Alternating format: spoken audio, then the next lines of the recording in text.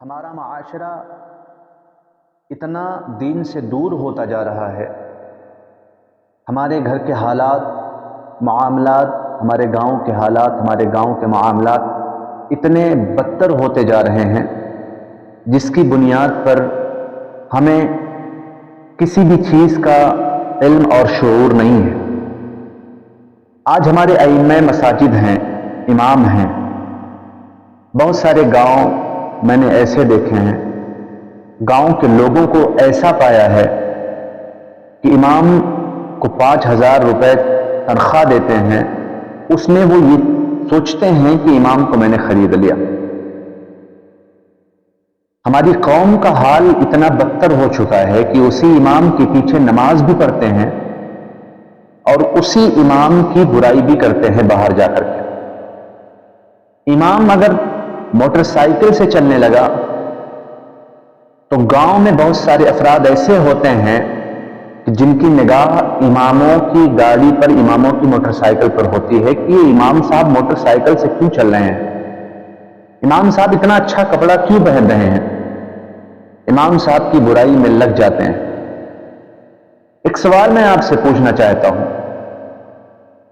آپ انہیں 5,000 روپے دے رہے ہیں، کیا آپ بتا سکتے ہیں کہ آپ کا گھر اس 5,000 روپے سے چل سکتا ہے؟ آپ کے گھر کے اخراجات اس 5,000 روپے میں آ سکتے ہیں؟ آپ اپنی ضروریات کو اس 5,000 میں پورا کر سکتے ہیں؟ آپ کا جواب ہوگا نہیں ہو سکتا. تو جب آپ کا خرچہ 5,000 میں نہیں ہو سکتا ہے تو آپ بتائیے امام صاحب کا خرچہ 5,000 میں کیسے ہو سکتا ہے؟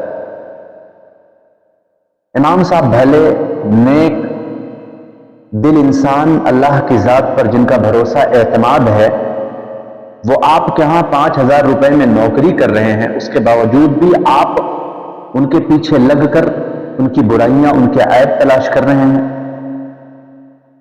حضرات محترم، بہت بری بات ہے. آپ کو تو فخر کرنا چاہیے، آپ کو تو ناز کرنا چاہیے کہ ہمارے یہاں کے امام ہیں اور امام کسی بادشاہ سے کم نہیں ہوا کرتا. گاؤں میں جتنے بھی لوگ موجود ہیں ان تمام لوگوں میں اگر سب سے بہتر کوئی ہے تو وہ آپ کے امام صاحب ہیں. اس لیے کہ وہ امام صاحب آپ کو نماز بھی پڑھا رہے ہیں، وہ امام صاحب آپ کے بچوں کو تعلیم بھی دے رہے ہیں، وہ امام صاحب آپ کی رہنمائی بھی کر رہے ہیں. کسی کا وصال ہو رہا ہے، کسی کا انتقال ہو رہا ہے تو امام صاحب نماز جنازہ بھی پڑھا رہے ہیں. قرآن خوانی کا اہتمام کر رہے ہیں تو امام صاحب قرآن خوانی میں بھی شرکت کر رہے ہیں. حضرات محترم، اتنی ساری ذمہ داریاں صبح سے لے کر شام تک، اگر یہ کہا جائے تو زیادہ مناسب ہوگا کہ پورے 24 گھنٹے امام صاحب آپ کے ہاں موجود رہتے ہیں، آپ کے ہاں کھڑے رہتے ہیں. کسی بھی بات پر، کوئی بھی بات ہو، کوئی بھی مسئلہ مسائل ہو، آپ ان سے دریافت کرتے ہیں. تو امام صاحب یہ نہیں کہتے کہ میرے پاس وقت نہیں ہے، میرے پاس ٹائم نہیں ہے.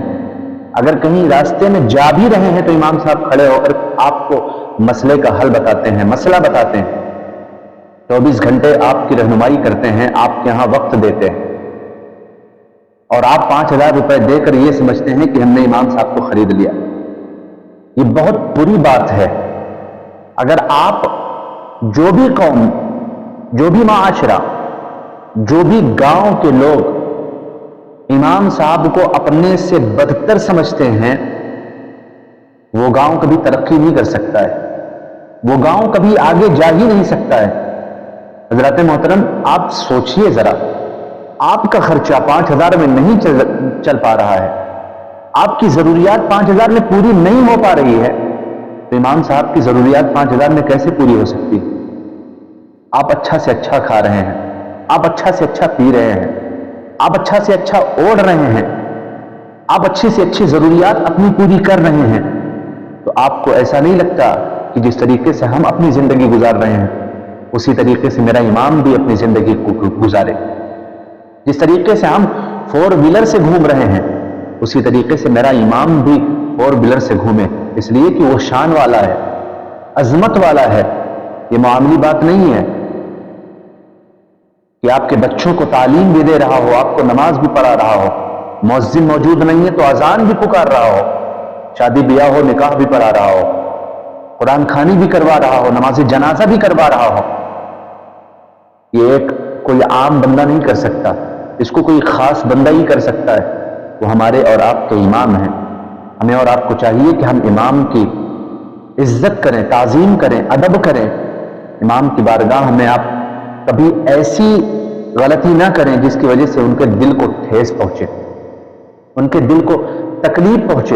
میں اپنے تمام قوم کے لوگوں سے، معزز حضرات سے یہ گزارش کرنا چاہتا ہوں کہ آپ اپنے اماموں کا خیال کریں، آپ اپنے اماموں کی سیلری، آپ اماموں کی تنخواہ کو بڑھانے کی کوشش کریں، اس لیے کہ ان کے بھی بچے ہیں، ان کے بھی ماں باپ ہیں، ان کی بھی ضروریات ہے، وہ بھی اپنی ضرورت کو پورا کرنا چاہتے ہیں۔